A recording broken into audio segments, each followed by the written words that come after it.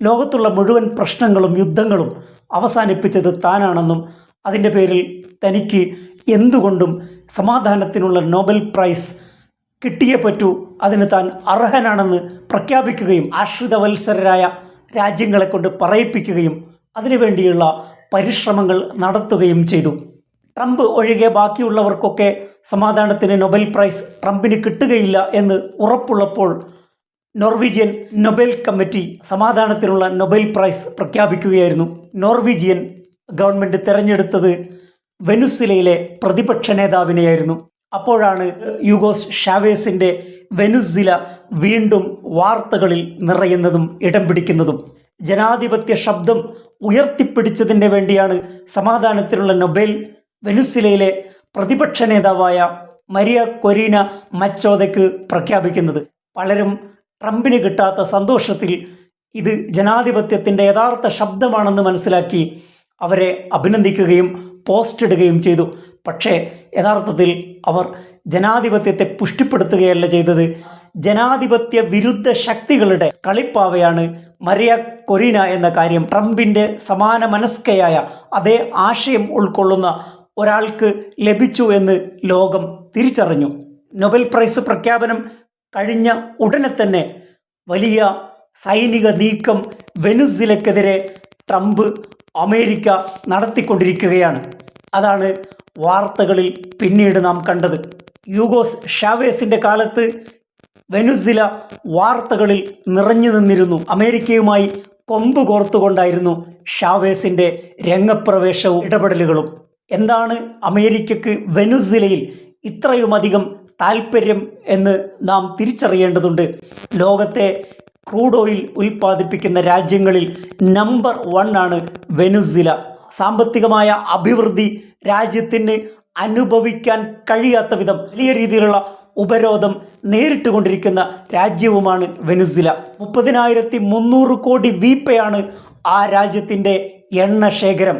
എണ്ണശേഖരത്തിൻ്റെ വൈപുല്യം മനസ്സിലാക്കണമെങ്കിൽ 2ാം സ്ഥാനത്ത് ലോകത്ത് നിൽക്കുന്ന സൗദി അറേബ്യയുടെ എണ്ണശേഖരം ഏതാണ്ട് 29,750 കോടി വീപ്പയാണ്. ഏറ്റവും കൂടുതൽ എണ്ണ ഉൽപ്പാദിപ്പിക്കുകയും ഉപയോഗിക്കുകയും ചെയ്യുന്ന രാഷ്ട്രമായ അമേരിക്കയുടെ ശേഖരം 4/1 മാത്രമാണ്. ഇതുകൊണ്ടാണ് ഇറാഖിലും സൗദി അറേബ്യയിലും വെനുസിലയിലും ഒക്കെ അമേരിക്കയുടെ താൽപ്പര്യം നാം പ്രകടമായി കാണുന്നത്. ഇത്രയും എണ്ണശേഖരമുള്ള രാജ്യത്ത് അമേരിക്കൻ സാമ്രാജ്യത്വത്തെ ചോദ്യം ചെയ്യുന്ന ഒരു ഭരണകൂടം 1999 നിലവിൽ വന്നതോടുകൂടി അമേരിക്ക വെനുസിലയെ വലിയ ശത്രു രാജ്യമായി പ്രഖ്യാപിക്കുകയും ഹിറ്റ് ലിസ്റ്റിൽ പെടുത്തുകയുമായിരുന്നു. 4 നൂറ്റാണ്ടായി വെനുസിലയിലെ ഭരണം അട്ടിമറിക്കാൻ എല്ലാ പരിശ്രമങ്ങളും അമേരിക്ക നിരന്തരമായി നടത്തിയിട്ടുണ്ട്. എണ്ണശേഖരം തങ്ങളുടെ വരുതിയിലാക്കുക എന്ന സാമ്രാജ്യത്വ താൽപ്പര്യമാണ് അമേരിക്കയുടെ വെനുസിലൻ വിരോധത്തിന് പ്രധാനമായ പ്രേരണ. 6.5 പതിറ്റാണ്ടായി അമേരിക്കയെ നാണം കെടുത്തിക്കൊണ്ടിരിക്കുന്ന ചെറിയ രാഷ്ട്രമാണ് ക്യൂബ. ക്യൂബയുമായി വെനുസിലയ്ക്കുള്ള സൗഹൃദമാണ് അമേരിക്കൻ ശത്രുതയ്ക്ക് മറ്റൊരു കാരണം. സോവിയറ്റ് യൂണിയൻ്റെ തകർച്ചയോടെ ക്യൂബയെ അട്ടിമറിക്കാം എന്ന് അമേരിക്ക കണക്ക് കൂട്ടിയിരുന്നു. പക്ഷേ ഒരിക്കലും ക്യൂബയെ ക്യൂബയിൽ ഭരണം അട്ടിമറിക്കാൻ അമേരിക്കക്ക് സാധിച്ചില്ല. 3.5 പതിറ്റാണ്ട് കാലത്തെ അവരുടെ പരിശ്രമം പരാജയപ്പെടുകയായിരുന്നു. ക്യൂബ തന്നെ ഏറ്റവും വലിയ തലവേദനയായി നിൽക്കുമ്പോഴാണ് യൂഗോ ഷാവേസ് 1999 വെനുസിലയിൽ അമേരിക്കയെ വെല്ലുവിളിച്ചുകൊണ്ട് ക്യൂബയുമായി സൗഹൃദം പങ്കിട്ടുകൊണ്ട് ആ ഭൂഖണ്ഡത്തിലെ മറ്റ് രാജ്യങ്ങൾ കാണിക്കുന്ന അമേരിക്കൻ ദാസ്യവേല ഉപേക്ഷിച്ചുകൊണ്ട് വലിയ രീതിയിലുള്ള ചെറുത്തുനിൽപ്പുമായി രംഗത്ത് വരുന്നത്. ഇതോടെ വെനുസിലയ്ക്കെതിരെയുള്ള നീക്കങ്ങൾ അമേരിക്ക ശക്തമാക്കുകയായിരുന്നു.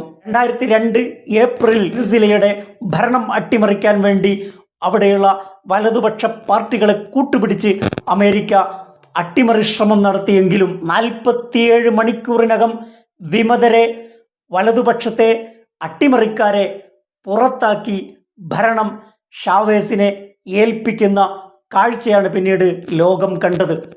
ചെറുത്തുനിൽപ്പിൻ്റെ പ്രതീകമായി മാറിയ യൂഗോ ഷാവേസ് ലോകത്തുള്ള സാമ്രാജ്യത്വ വിരുദ്ധ പോരാളികളുടെ ഏറ്റവും വലിയ പ്രചോദനമായിരുന്നു. പക്ഷേ 2013 ഷാവേസിൻ്റെ ആകസ്മികമായ മരണം വെനുസിലൻ രാഷ്ട്രീയത്തിൽ വലിയ രീതിയിലുള്ള ശൂന്യത സൃഷ്ടിക്കുകയുണ്ടായി. അദ്ദേഹത്തിൻ്റെ വിയോഗത്തോടെയാണ് വീണ്ടും അമേരിക്ക അട്ടിമറി ശ്രമങ്ങൾക്ക് ആക്കം കൂട്ടിയത്.